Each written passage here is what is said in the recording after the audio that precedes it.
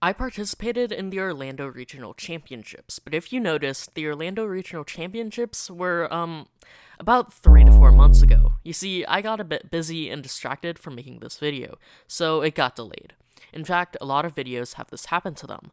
If you noticed, at the end of this video's title, it says Lost Archives. This is what I'll label videos that come out long after they should have been released or were recorded. Now into the video. As you could probably see in the thumbnail, I played Festival Lead to Orlando. There are a couple of reasons for this. I realized that the meta had revolved around Gardevoir EX, meaning many people would probably be playing dark decks to counter it. I myself did this at Houston, where I played Zoroark. Most of these decks were weak to grass types, so I was in between if I should play Mega Venusaur, Festival Lead, or stick with Zoroark. The final decision came when the Seville Regional Championships finished, and Ethan Wild got second with Festival Lead. This cemented my belief in playing Festival Lead. There was also another reason I wanted to play Festival Lead. See, Orlando is home to Disney World. Disney World has lots of candy apples, which is what Dipplin really is. And when we rode It's a Small World, we saw this green monkey, which is like Grookey and Thwackey. We also saw these ducks, like Psyduck, and they even said goodbye, which could mean that they were thankful that we were there. And gratitude is Shaymin's thing, right? And there was probably fish that I just didn't see. Here's the deck list that I played to the Orlando Regional Championships, but I realized that I didn't really show it too well here, so it'll be in the description if you want to check it out. Okay, we're heading out for the Orlando Regional Championships, playing Festival Lead. Let's see how I do. After checking out the venue and playing some of the carnival games, it was time for round 1. So I finished round 1, I played against Raging Bolt, really good matchup, and I lost. I won the first one, and I lost the next 2. He just had a lot of Wellspring Mask Ogerpon. The third game he prized it, but I bricked really bad and couldn't get like many Poffins set up, couldn't get more than one attacker really going until it was too late. Seems like my hand breaking is gonna be a big problem. Yeah, let's see. I was really disappointed in this loss, and I still kind of am today, but my hand was not helping me win the game. But if I expected to win games for this regional, I would have to let it go and see how far I'll go. Okay, we just finished round 2. I played against Goldingo, but it wasn't Rock's Goldingo. I think it was Esearch Pro Goldingo, but at the same time, he never played an Esearch Pro, and he had an Arven. Then again, it could have been prized. I don't know, because there was there were water, electric, dark energies, so like a color of energy, but no rocks. Definitely it was not Rock's Goldingo, because they're playing water energy, which you do not play in Rock's Goldingo. I won, and something I learned is that with Bangle and Black Belts, Seaking can take the knockout on a Goldingo with grounds in play. So that's cool. He had Mega Lopunny in there too. He pivoted to that after I did some damage. And he Turrowed.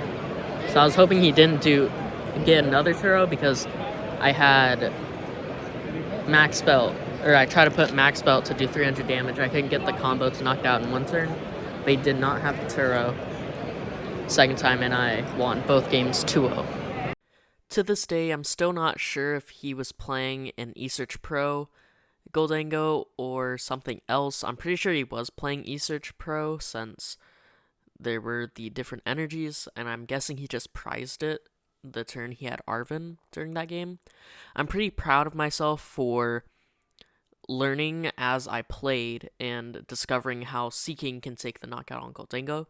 Goldingo was also a very hard matchup for Festival Lead, in my opinion, because they could resist the Do the Wave attack, so you couldn't just attach a Bangle and knock them out.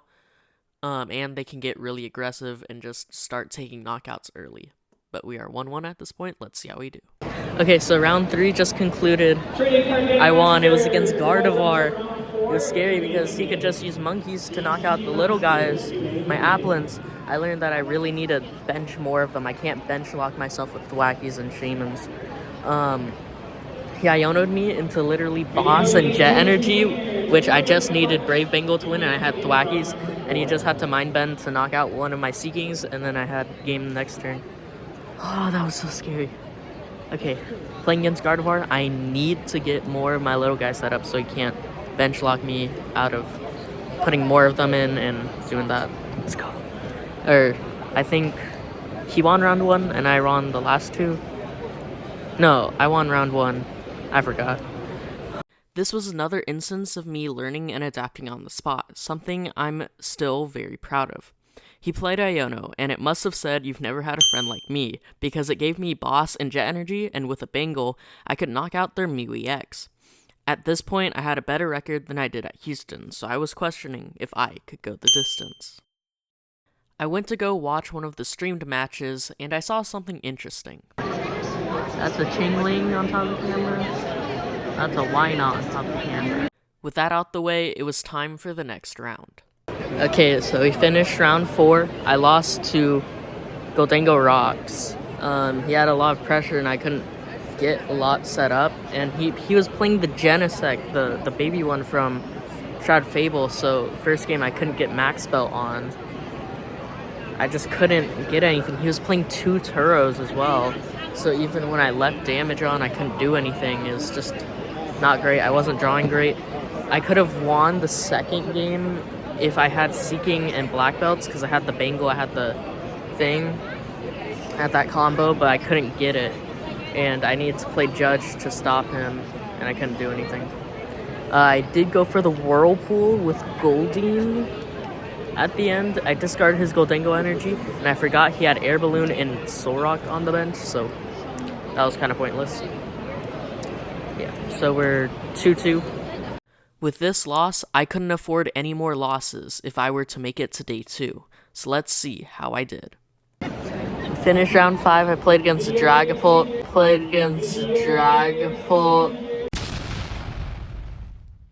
and I lost. It just wasn't good. I wasn't able to get set up before he could just start attacking and knocking out my little guys. And then, second game, I forgot to set up Psyduck, so he was just able to use Dusclops to dismantle some of my start. It just wasn't good. At this point in the event, I was really tired, and playing against one of Festival Lead's worst matchups was not great. If I remember correctly, I was also really tired, and I decided to not play Rapska in my deck, so I had, no protection against Dragapult's Phantom Dive attack for the bench. Even though I was out of day 2 contention, I decided to keep playing just to see how well I do. So let's see how I do in my last 3 rounds of the Orlando Regional Championships. Okay, we finished round 6. I won. It was against Mega Lucario. He just couldn't get much going, and I was able to stop him in his tracks and just disrupt his board. 3-3, broken even. Let's see if we can win some more. Mega Lucario is usually a pretty easy matchup for Festival Lead, since they don't have many tools to take multiple prizes on the single prize decks. Now I know there's a Togekiss version, so that could probably change the outcome of this matchup, but they were not playing Togekiss back then, and we won. Let's see how I do in the last 2 rounds. Okay, so we finished round 7. I played against Grimmsnarl. You think it might be a good matchup until you realize that they can just play, Monkey Dory Frostlass by itself and not put Grimmsnarl into play. And even if they don't, they can put Grimmsnarl into play and start spreading damage. It's not a good matchup for Festival Lead, despite the grass weakness, because they can really just spawn camp the Applins and the Goldeens. Can't really attack. That's what happened. He was also playing it with Mega Lopunny, so even if he needed to attack, he could just attack with that. So yeah, so we're 3-4. Try to go 4-4. See where that goes. Looking back on it, I guess I just forgot to state that I lost until I said that I was 3-4.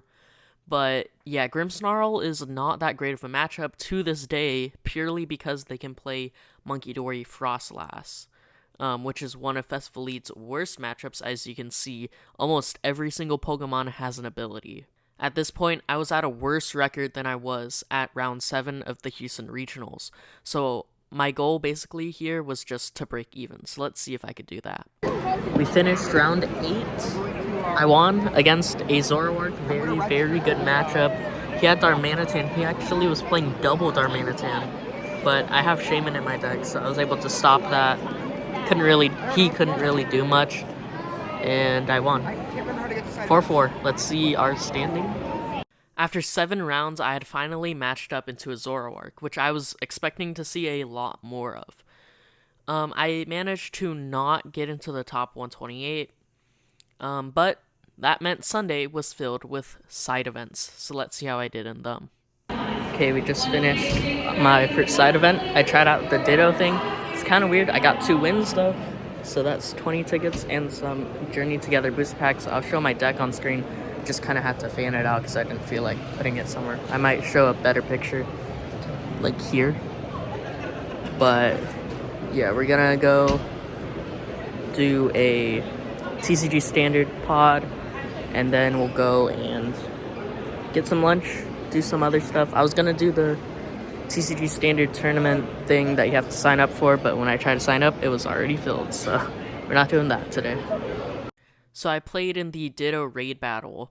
I think it was called a Ditto Raid Battle, I forgot, but it's a really strange format where you open 1 booster pack and you choose like however many Pokemon you want from that pack, and you can add energies in.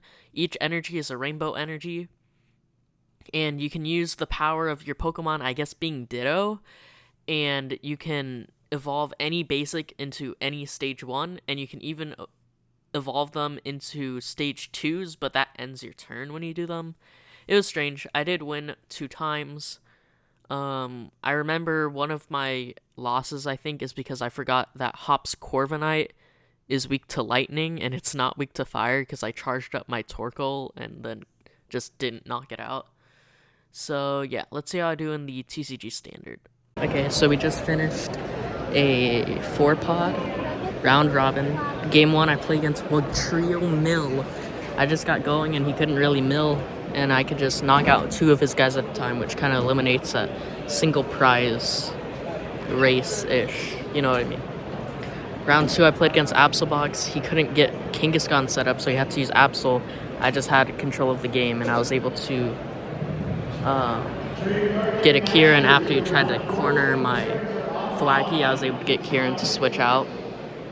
Game 3, I was up against Goldeen. It was actually kind of close. I didn't have too great of a start, but I kept swinging and was able to start knocking out his Goldeen, and I had Boss onto Genesect for game. So I was 3-0 during that. Got 80 tickets. Let's see what we can do. I kind of wish this winning streak happened in the actual event, but I had a raid battle coming up. My first ever raid battle. So let's see how that went. So we've just finished raid battle. It was my first raid battle. I was playing Mega Venusaur. We were up against Espeon GX. We won. It was a ton of fun, but it only gave like 20 tickets, even though we won. It's cool. Venusaur is really good, but also I don't know if the judge knew how a card worked. Leon lets them do 30 more damage, but Espeon GX used the Divide GX or something. It did like 10 damage counters on something, and she was like, no, it does an extra 30. So it does 30 to the active and spreads damage. I'm like, that is not how that works, but you know what, it's fine, because Jungle Dump heals the 30 damage anyway, so it's fine. Yeah. It's like using Max Belt on a Cleffa. It doesn't do 50. So my first raid battle was a lot of fun, and we ended up winning. And I really hoped it would actually give more prize tickets, but it only gave 20 to each person. I just really thought that it would give more if you win, but I guess not. But I had my final side event to complete, so let's see how I do there. Okay, so I just finished another TCG Standard, the last side event that I am going to be doing. We went 3-0 against a Diancie Dusknoir, like Psychic Box post-rotation, but it wasn't post-rotation. Went against Charizard, but he just scooped immediately. He did not want to play against Festival Lead. And I won against Alakazam. He made a mistake benching Pheasantipity at the last second, but he wouldn't have won if he didn't, because I would have knocked out his Alakazam with no bench to Abras. That's crazy. I think we have about 200 tickets now.